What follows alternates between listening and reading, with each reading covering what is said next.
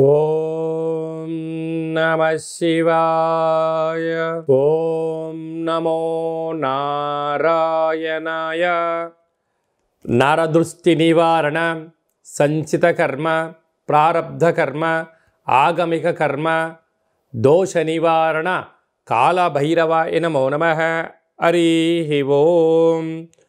ఓం కాళకాళాయ విద్మహే కాళాతీతాయ ధీమహి తన్నో శ్రీ నరదృష్టి నివారణ కాళభైరవాయ నమో నమః. హరి ఓం. మా ఛానల్కి స్వాగతం. చూస్తున్న వీక్షకులకు, ప్రేక్షకులకు, ప్రియ కాళభైరవ భగవద్బంధులకి స్వాగతం పలుకుతూ మమ్మల్ని ఎంతగానో ఆదరిస్తూ ఉండబడినటువంటి ప్రియ సోదర సోదరీమణుల అందరిపైనను కాళభైరవ స్వామి యొక్క జయంతి ఆశీస్సులు ఉండాలని కోరుకుందాం. ఈ వీడియో మీరు చూస్తున్నారు అన్నట్టయితే, ఈ వీడియో చూడాలి అనుకుంటున్న అయితే మీకు కాళభైరవ స్వామికి ఆజ్ఞ ఉంది అని చెప్పి గమనించగలగాలి. ఈ వీడియో ప్రారంభం నుంచి చివరిదాకా మీరు ఎప్పుడైతే చూస్తారో కాళభైరవ స్వామికి ఆశీస్సులు కలిగి అష్ట కష్టాలకు స్వస్తి పలికి అష్ట ఐశ్వర్యాలకు, ఆనందాలకు, రాజభోగాలకు మీరు అర్హులు అవుతారు అని చెప్పి కాళభైరవ స్వామికి ఆజ్ఞ చేత మీకు చెప్పడం జరుగుతుంది. కనుక ఈ వీడియోను చూద్దాం, ఆచరిద్దాం, స్వామిని స్మరిద్దాం, ఆయన జయంతి ఆశీస్సులు కూడా పొందుదామని చెప్పి గమనించాలి. 1/12/2024 నుండి 31/12/2024 వరకు పుట్టినటువంటి వారందరూ కూడా ముందస్తుగా జన్మదిన శుభాకాంక్షలు. గతంలో వివాహం చేసుకున్న వారికి వివాహ వార్షికోత్సవ శుభాకాంక్షలు. ద్వాదశ రాశుల్లో గ్రహ గమనాల్ని ఒకసారి వీక్షింపచేద్దాం. వృషభ రాశిలో గురు సంచార స్థితి శత్రుస్థానంలో, కర్కాటక రాశిలో కుజ భగవానుడు నీచ సంచార స్థితి, కన్యరాశిలో కేతు సంచార స్థితి, వృశ్చిక రాశిలో రవి బుధ సంచార స్థితి, బుధాదిత్య రాజయోగము, ధనుసు రాశిలో శుక్ర భగవానుడు సంచార స్థితి, కుంభరాశిలో శని భగవానుడు స్వక్షేత్ర సంచార స్థితి, మీనరాశిలో రాహు సంచార స్థితితో ద్వాదశ రాశుల్లో గ్రహ గమనాలు ఈ విధంగా ఉన్నాయి.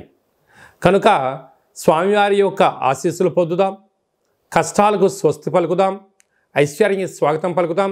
అదే కాకుండా 2024 స్వస్తి పలుకుతూ 2025కు స్వాగతం పలుకుతూ ఈ యొక్క సంవత్సరం చివరి ఎండింగ్లో ఎలాంటి యోగాలను పొందాలో కూడా తెలుసుకుందాం. ప్రధానంగా మనకు ఈ సంవత్సరము 2024 అనగా 8 సంఖ్య, అందులో 31 4 సంఖ్య, మంగళవారం పూట అమావాస్యతో వచ్చింది. కనుక ఇలాంటి అమావాస్య తిథుల ఎందున అంటే మనకు సంపూర్ణమైన సంవత్సరం చివరి ఎండింగ్లో ఎలాంటి విధి విధానాలు పాటించాలి, ఏవి చేయొచ్చు, ఏవి చేయకూడదు. అలాగే డిసెంబరు 1వ తారీఖున కార్తీక మాస అమావాస్య, ఆదివారంతో కూడుకున్న అమావాస్య ఉంది. కనుక ఎలాంటి విధులు పాటించాలో కూడా సంపూర్ణంగా తెలుసుకుందాం.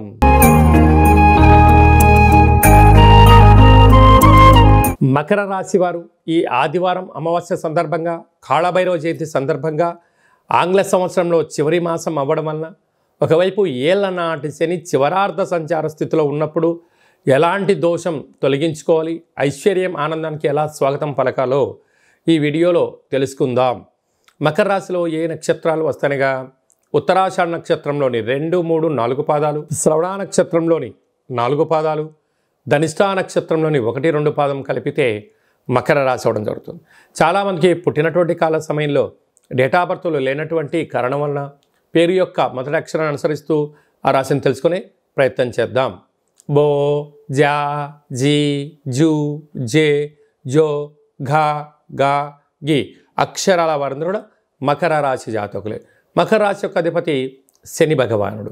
వీరికి 2వ స్థానంలో శని భగవానుడు స్వక్షేత్ర సంచార స్థితిలో ఉండడం, తృతీయంలో రాహు, పంచమంలో గురువు, సప్తమంలో కుజుడు కుజ సంచార స్థితి, కుజదోష ప్రభావం ఉండడము, వ్యయంలో బుధాదిత్య రాజయోగములు లాభస్థానంలో ఉండడము, వ్యయంలో శుక్ర భగవానుడు సంచారం చేయనప్పుడు అనవసరమైన ఖర్చులు పొంచి ఉండడం, స్వతహాగా తెలిసిన దానికన్నా తెలుసుకోవాల్సింది చాలా ఉంది అనేటువంటి దానికన్నా అంతా నాకు తెలుసు అన్న పరిస్థితిలో మీరు భ్రమలో జీవించడం వలన సమయం, ధనం వృధా అవడమే కాకుండా అనారోగ్యాలు అంటే సీజనల్గా వచ్చేటువంటి జలుబు సమస్య, వాతావరణంలో మార్పుల వలన మీ శరీరం తట్టుకునే పరిస్థితి ఉండదు. ఇలాంటి కాల సమయంలో గోరువెచ్చని నీరు, వేడివేడి పదార్థాలు తినడం, సరైన తిండి, సరైన విశ్రాంతి, తగు వ్యాయామం, మెడిటేషన్ వలన అనారోగ్యాలను దూరం చేసుకోవడము, గ్రహస్థితిని అర్థం చేసుకోవడము, ఏం చెయ్యొచ్చు ఏం చేయకూడదో తెలుసుకునే మానవప్రయత్నం చేయగలిగితే మకర రాశి వారికి ఉన్నంత అదృష్టవంతులు ఎవరు లేరు అని చెప్పి గమనించాలి. ఇలాంటి కాల సమయంలో పూజా మందిరంలో ఒక తెలుపు క్లాత్ను కానీ నలుపు క్లాత్ను కానీ ఏర్పాటు చేసుకొని, నవధాన్యాలను కొద్దిపాటి నల్లటి నూనెలను ఎక్కువగా ఉండేటట్టుగా ఏర్పాటు చేసుకొని, నారికెల దీపాన్ని కానీ కూష్మాండ దీపాన్ని లేకుండా రెండూ కలిపి కానీ దీపాన్ని ఏర్పాటు చేసుకొని దిష్టి తీయించుకొని దానము చేయడం, మహాదేవుడికి అభిషేకం చేసుకోవడం, మహాదేవుడిని స్మరణ చేయడం వలన సకల గ్రహ దోషాలు తొలగిపోతాయని చెప్పి గమనించాలి. డిసెంబర్ నెల 1వ తారీఖు నుండి 31వ తారీఖు వరకు ముఖ్యమైన పండుగల గురించి క్లుప్తంగా సవివరంగా సంపూర్ణంగా తెలుసుకుందాం. 1వ తారీఖు కార్తీక మాసము ఆదివారము అమావాస్య సందర్భంగా మనం అందరము కూడా నివసించే ఇంటికి, వాహనాలకు, వ్యవసాయ క్షేత్రాలకు ఒక ఎర్రటి గుమ్మడికాయని కానీ ఒక బూడిద గుమ్మడికాయని కానీ దిష్టి తీసి పగలగొడదాం, నరదృష్టిని తొలగించుకుందాం. అలాగే ఆ రోజు వెన్నతో దీపం పెడదాం, పోలి అమావాస్య ఆశీస్సులు పొందుదాం. ఇంకొంచెం శక్తి కలిగితే మనము కొబ్బరికాయ, నిమ్మకాయ, తెల్లవాలు, ఆముదంతో పుడుకున్నటువంటి వాటితో వస్తువులు దిష్టి దించి బయట పడేసుకోవడం వలన సకల దృష్టి దోషం తొలగిపోతుందని చెప్పి గమనించాలి. అలా కుదరలేని వాళ్ళు ఈ కింద సంప్రదించండి. మీకు వీడియో కాల్ ద్వారా ఎలా చేసుకోవాలో కూడా మీకు చెప్పడం జరుగుతుందని చెప్పి గమనించాలి. మనకు 2వ తారీఖు నుంచి మార్గశీర్ష మాస ప్రారంభము. మనకు 7వ తారీఖున సుబ్రహ్మణ్యేశ్వర స్వామి యొక్క జయంతి. పుట్టలో పాల్పొద్దాం, స్వామిని స్మరిద్దాం, ధ్యానిద్దాం, సకల గ్రహ దోషాల్ని తొలగించుకుందాం. 8వ తారీఖున కాళభైరవ అష్టమి, కాళభైరవ స్వామి యొక్క జయంతి. కాలాన్ని మనం శాసింప చేసుకోగలగాలి అన్నట్లయితే, కాలం మనకు అనుకూలంగా ఉండాలి అనుకుంటున్నట్లయితే, ఏ పనులైతే మనం చేస్తున్నామో ఆటంకాలు తొలగిపోవాలి అనుకుంటున్నట్లయితే స్వామిని స్మరిద్దాం, ధ్యానిద్దాం, కూష్మాండ దీపాన్ని పెట్టుకుందాం, ఒక ముడుపును కట్టుకుందాం, ఆయన ఆశీస్సులు పొంది తిరుగులేని చక్రవర్తులుగా స్వాగతం పలుకుదామని చెప్పి గమనించాలి. 14వ తారీఖున మార్గశీర్ష మాస పూర్ణిమ, దత్తాత్రేయ స్వామి యొక్క జయంతి. అత్రి మహాముని అనసూయ మాతలు కలిగినటువంటి సంతానం కనుక స్వామిని స్మరిద్దాం, గురుచరిత్ర పారాయణం చేద్దాం, స్వామి యొక్క ఆశీస్సులు కూడా పొందుదాం. అలాగే మనకు 23వ తారీఖున మార్గశీర్ష మాస బహుళ అష్టమి కనుక స్వామివారి యొక్క స్మరణ చేద్దాం, కూష్మాండ దీపాన్ని పెట్టుకుందాం, కష్టాలకు స్వస్తి పలుకుదాం. అలాగే మనకు 28వ తారీఖున శనివారము శని త్రయోదశి సందర్భంగా ఈ ఆంగ్ల సంవత్సరంలో చివరిగా వచ్చేటువంటి శనివారం శని త్రయోదశి సందర్భంగా మనకు అనుకూలంగా లేనివారు, ఆరోగ్యం కావాలి, రాజయోగం కావాలనుకున్న వారు శనేశ్వర స్వామిని స్మరిద్దాం, ధ్యానిద్దాం, నల్లటి నూనెలతో అర్చన చేసుకుందాం, విశేషం నల్లటి ఒత్తులతో దీపం పెడదాం, స్వామి యొక్క ఆశీస్సులు పొందుదాం. అదే కాకుండా 31వ తారీఖు అంటే 314 సంఖ్య, ఈ 2024 8 సంఖ్య, అందులో మంగళవారము.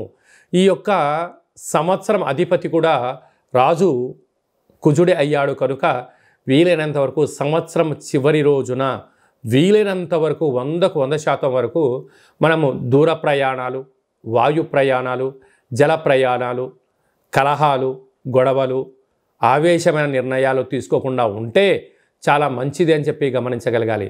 ఎందుకనగా మనం అందరము కూడా ఇయర్ ఎండింగ్ అని, ఎన్నో రకాల సెలబ్రేషన్స్ అని, ఎన్నో వేడుకల్లో పాల్గొంటూ ఉంటాం. పాల్గొన్నంత వరకు చాలా బాగానే ఉంటుంది. ఆ తదనంతరము జరిగేటువంటి అనేక మంది ఇబ్బందులను చూడడం వలన మనము బైక్ పైన వెళ్తూ ఉంటే మన వేగంగా వెళ్ళే కొద్దీ మన కళ్ళల్లోంచి 2 చుక్కలు నీళ్ళు బయటకు వస్తూ ఉంటాయి. అంటే మనకు దేనికి సంకేతం చెప్తుందంటే, బాబు మితిమీరిన వేగం పనికిరాదు, నువ్వు నీ కంటిలో నుంచి చుక్కలు బయటకు వస్తున్నాయంటే నీ కోసం ఎదురు చూసేవాళ్ళు నీ తల్లిదండ్రులు, మీ భార్య, పిల్లలు నీ ఇంటి దగ్గర ఉన్నారు, మితిమీరిన వేగం పనికిరాదు అని చెప్పి మన దేహము ప్రకృతి ద్వారా చెప్తుంటుంది. ఆ రోజు విందుల్లో వినోదాల్లో పాల్గొనడం, అరాచకమైన శక్తులతో పాల్గొనడం, అనేక రకాల ప్రమాదాలకు గురవ్వడం, అనేక రకాల వల్ల మీరు ఇబ్బంది పడుతూ మీ కుటుంబాన్ని ఇబ్బంది కలగ చేయకూడదు అనేటువంటి ఒక చిన్న ఉద్దేశంతో చెప్పడం జరుగుతుంది. కనుక అందరూ ఆయురారోగ్యాలుగా ఉండాలి, ఆహ్లాదకరమైనటువంటి వాతావరణంలో ఉండండి. వీలైనంత వరకు గొడవలకు, పంచాయతీలకు, అనవసరమైన మాటలకు, మధ్య పదార్థములకు, అలాంటి వాటన్నిటికి కూడా దూరంగా ఉండే మానవ ప్రయత్నం చేయండి. స్వామివారికి ఆశీస్సులు పొందండి. వీలైతే దైవనామము, ఆధ్యాత్మిక చింతన, వీలైతే అయ్యప్ప స్వామి యొక్క స్మరణ, కాళభైరవ స్వామి స్మరణ, ఆధ్యాత్మికమైన జీవనంలో ఆ ఒక్క పూట ఉండండి. రాబోయే కాలం అంతా కూడా మంచి కాలమే అని చెప్పి గమనించాలి. కనుక మనమందరము కూడా ఇంకనూ ఈ యొక్క డిసెంబర్ మాసంలో విజయాన్ని సాధించగలగాలి అన్నట్లయితే ఒక పాత్ర కంచు పాత్ర అంటారు. ఈ యొక్క పాత్రలో 12 రాసులు అచ్చు వేయడం జరుగుతుంటుంది. ఈ పాత్రను ఎలా ఉపయోగించుకోవాలి, అదృష్టానికి ఎలా స్వాగతం పలకాలో మనం తెలుసుకుందాం. ఇలా ఒకసారి శబ్దం చేస్తే ఓంకార శబ్దం రావడం జరుగుతుంది.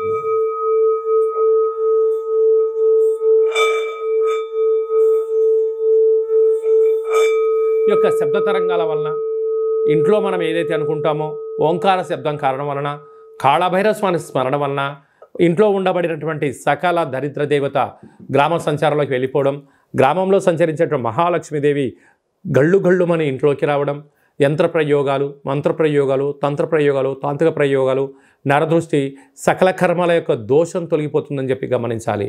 ఈ యొక్క పాత్ర, కాళభైరవ స్వామి యొక్క పిరమిడు, డాలరు, కంకణము, 27 రకాల వస్తువులతో దిష్టి తీయించడం జరుగుతుంది.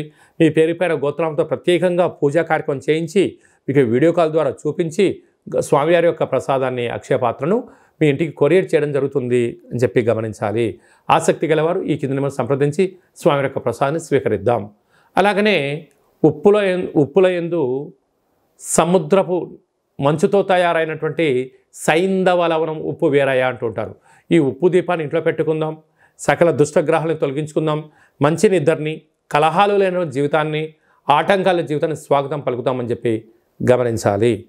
అందుకే ఉప్పు దీపం ఎక్కడైతే ఉంటుందో అక్కడ ఐశ్వర్యము, లక్ష్మీదేవి తాండవ మారుతుందని చెప్పి కూడా గమనించాలి. అలాగనే మీ వ్యక్తిగత జాతకం తెలుసుకోవాలనుకుంటున్నారా?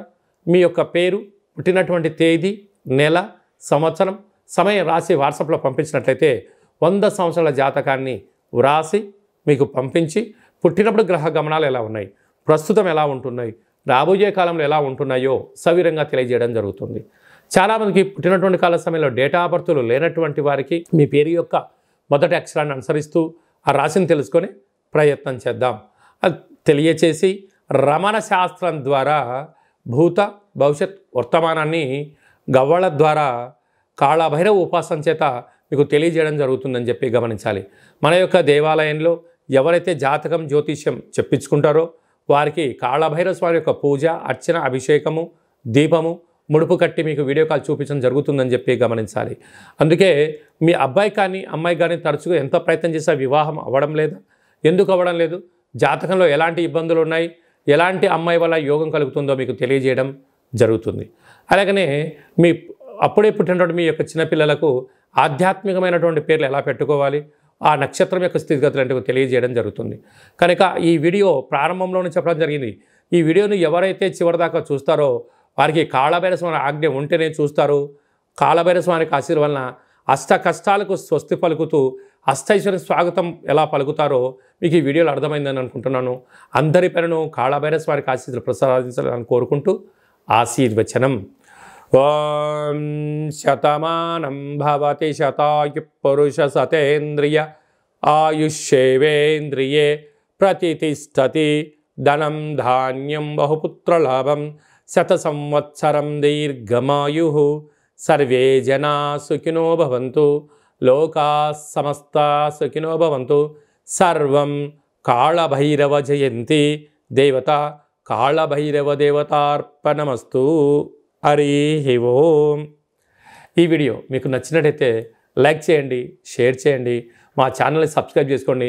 మేము చేస్తున్న ఆధ్యాత్మిక వీడియోలు అందరికన్నా ముందు మీరు చూడాలనుకుంటున్నట్లయితే, అందరికన్నా మీరు మొట్టమొదట అదృష్టవంతులు అవ్వాలి అనుకున్నట్లయితే ఈ వీడియోను షేర్ చేసి భగవద్బంధులకు, మిత్రులకు చేరవేయండి.